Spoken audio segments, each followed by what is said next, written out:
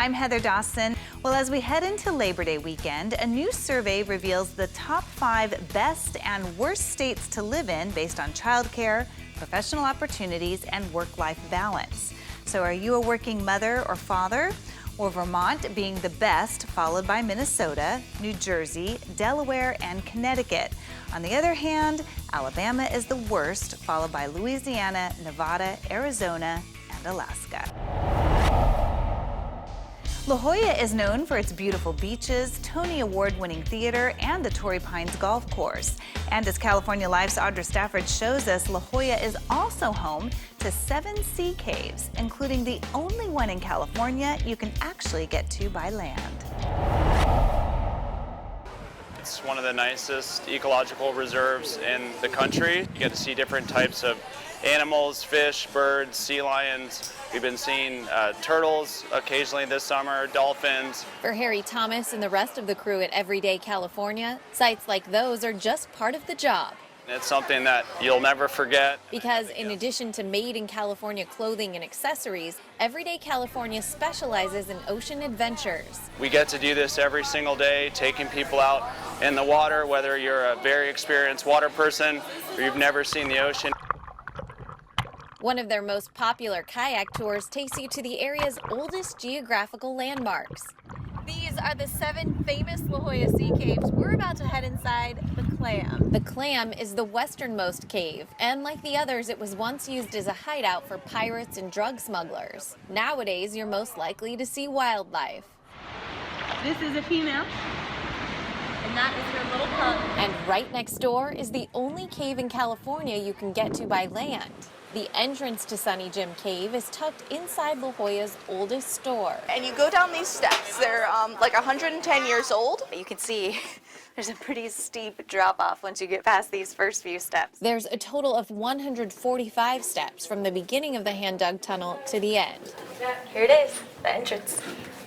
And then you end up on an observation deck inside of the cave, right over the water and the rocks, and you're able to basically just observe this 200,000-year-old sea cave. When Wizard of Oz author Frank Baum visited the cave more than a century ago, he said the opening reminded him of Sunny Jim, a cereal mascot from the early 1900s. And the name just kind of stuck.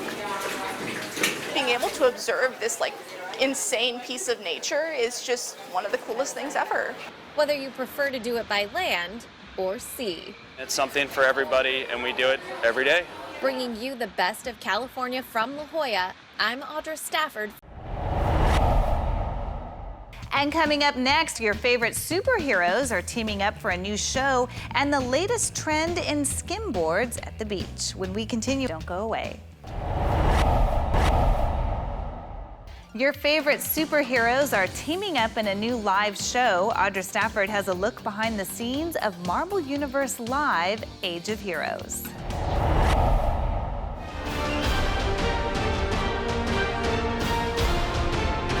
It's not a movie, but Marvel Universe Live Age of Heroes makes you feel like you've stepped right inside their latest blockbuster. You get to see Iron Man, Spider-Man, your favorite Marvel superheroes, battle it out with all these super villains. So expect to see a lot of stunts, a lot of action, and of course your favorite superheroes. Anaheim native Kyle Murillo plays your friendly neighborhood Spider-Man. The former elite gymnast and second-degree black belt in Taekwondo trains 6 days a week for 3 months alongside the rest of the performers before hitting the road on tour. But it wasn't until he put on his Spidey suit that Kyle says he really got into character. I was nerding out a lot. A lot. I was like, I am Spider-Man. Prior to the show, we actually had to send in a giant long list of our sizes, like our wrist, our finger length, our neck length. So the suit is fitted for me. In addition to being custom fit for the performers, each of the more than 100 costumes in the show is designed to give them maximum function and flexibility. This is our stone soldier. They look really heavy, but they're actually pretty light. It is all just hard foam that's been shaped and molded to look like a stone soldier. Tiny sensors are also incorporated into the costumes. This is actually part of our lighting system. These little nodes emit a signal that lets the lights know where the performers are, so they automatically can track them. Our Spider-Man has about 5 because he's upside down, he's forward, he's all over the place. But the place he most likes to be is with the fans. Definitely the coolest thing is coming out after the show and seeing all the little mini Spider-Men running around in their costumes. Bringing you the best of entertainment, I'm Audra Stafford. And coming up, the latest trend in skimboards. Don't go away. Now let's check in with Paul Higgins with the latest on skimboards in Coach's Corner.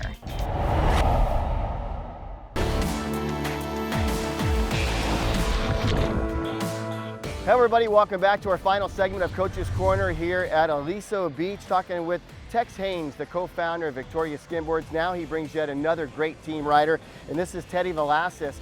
He is 24 years old. He's been riding for Victoria for 12 years. That's amazing. He's also a musician. His band is called Solag Vibrations. Another really popular skimboarder, Nick Hernandez. Of course, he's a musician. He actually plays with his son in the band, and pretty amazing. So welcome, Teddy. Welcome, thank you. You know, why am I drawing a blank on Nick's band? Common sense. Common sense. I listen to it all the time. Cannot believe I just draw a blank on that. But so you're a musician, you ride. That's a pretty good lifestyle. It's amazing. I think being a musician helps you with your timing as far as skimboarding so much more than anything. And any kind of board sport, like being in the right place at the right time and just knowing that makes total when sense. to hit it. Tempo of the wave, right? Yeah. How about that? I like it. Well, you know, Tex, you just said something about when he sat down, he rides an extra large board. Can you talk about that?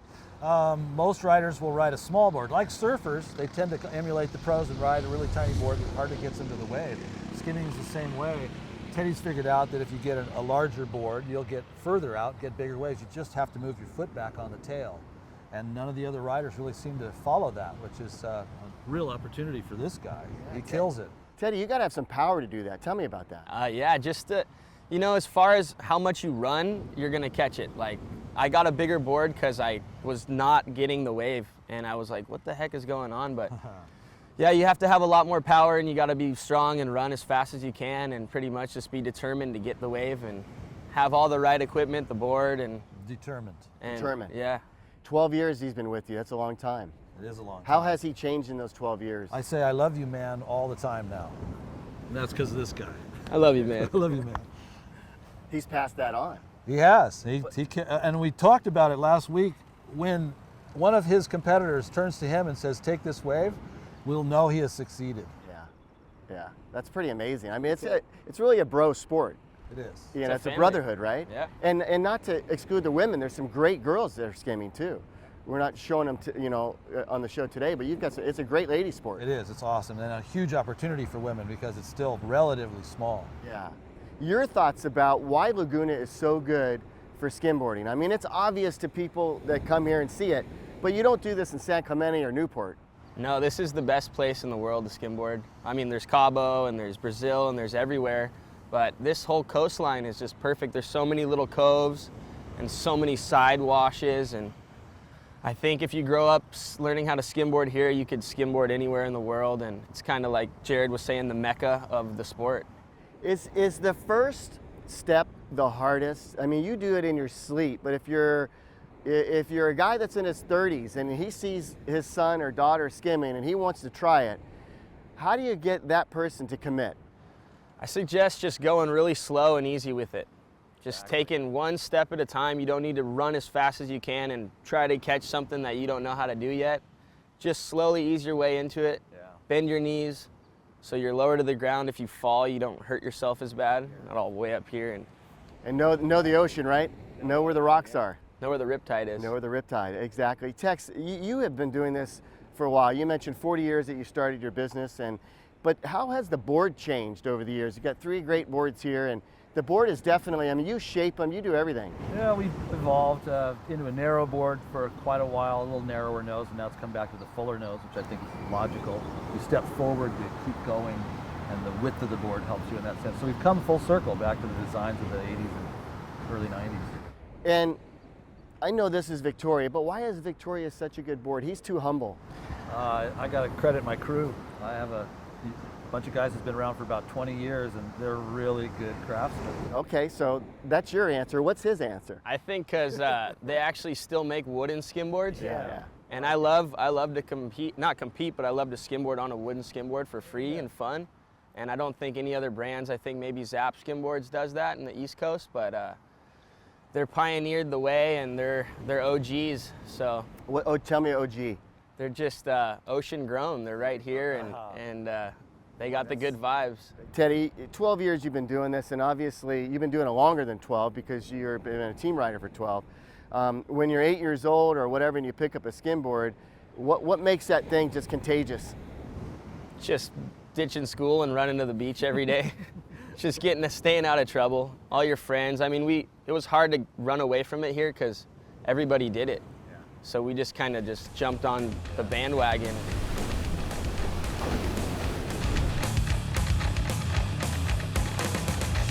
When you think of skimboarding, remember Victoria, the board and the contest, both legends in action sports. For Tex Haynes, I'm Paul Higgins. Thanks for watching, and we'll see you again soon. Yet here at Cirque du Soleil's Michael Jackson won. His legacy is kept alive 6 nights a week in an 1,800-seater theater, able to earn up to $250,000 nightly, now in its 4th year. The LA Times and CBS News are reporting that Michael Jackson, 50 years old, the king of pop, has died. The passing of Michael Jackson has left a huge void in the entertainment world. Yet, as it usually happens in life, we continue in our own ways and forget. In this truly breathtaking show, Cirque du Soleil has managed to bring Michael Jackson back to life.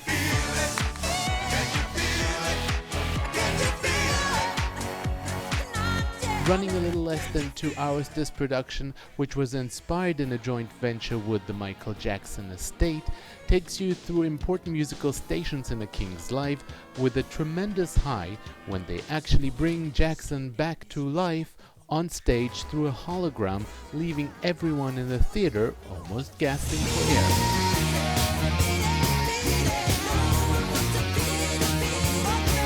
As the cast of One has done in previous years, on August 29th, the birthday of Michael Jackson, they will be commemorating the day with a tribute celebration day that will end with a big birthday reception where the cast and fans get to celebrate the one who has gone too soon.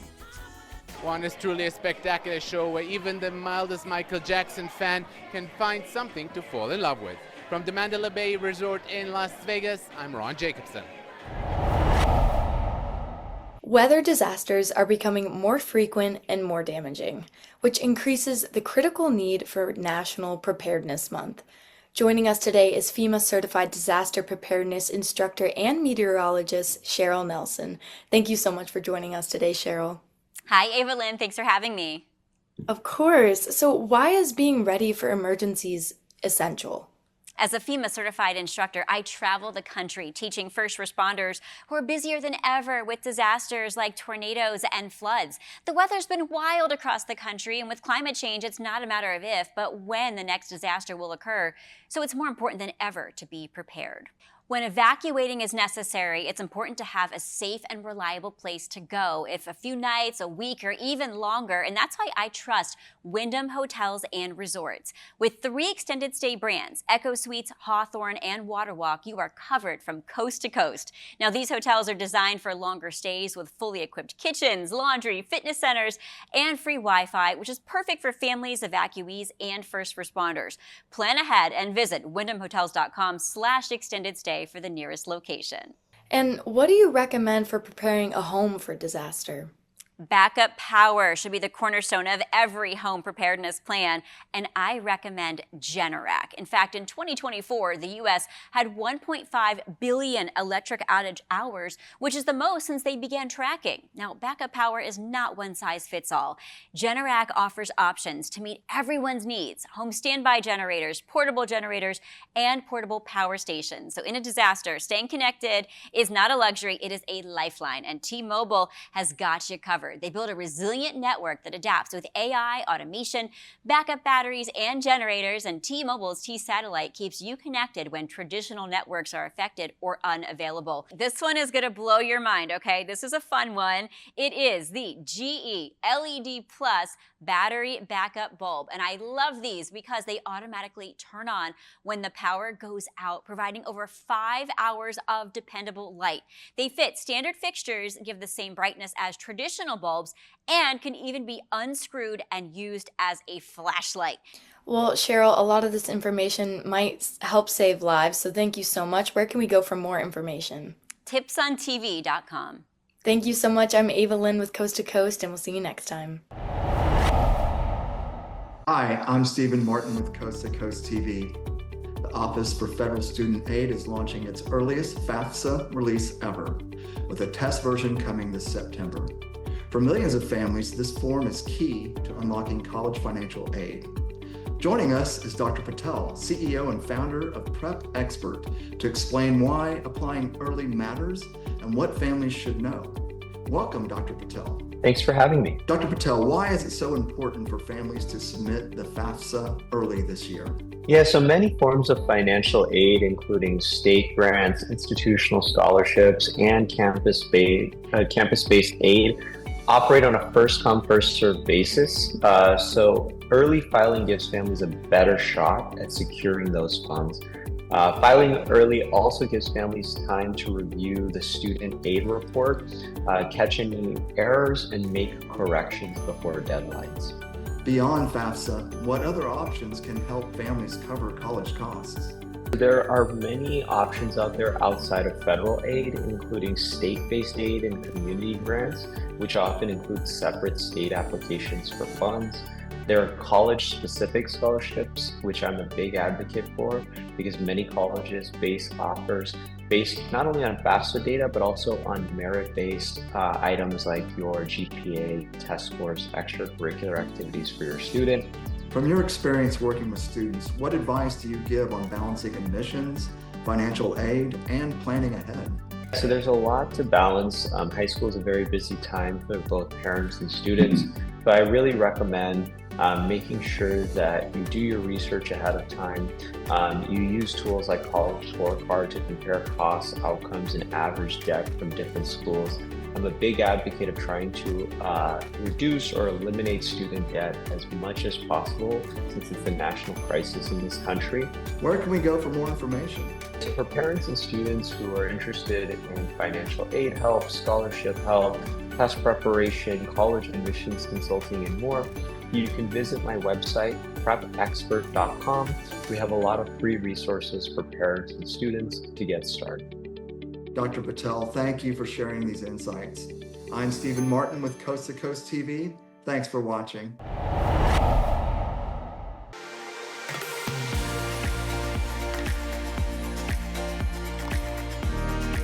This business is part of our rewards program we have here in Signal Hill to reward you for shopping local.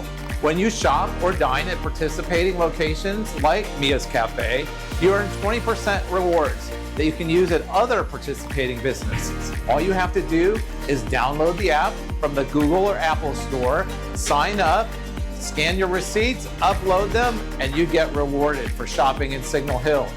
Whether you're grabbing a coffee at Mia's Cafe, picking up some pastries at our new Need Donuts, or going out with family and friends at Jimmy E's, Signal Hill has a lot to offer. Open Rewards makes it easy for you to support our small businesses in Signal Hill. Together, we can make a big difference in our community.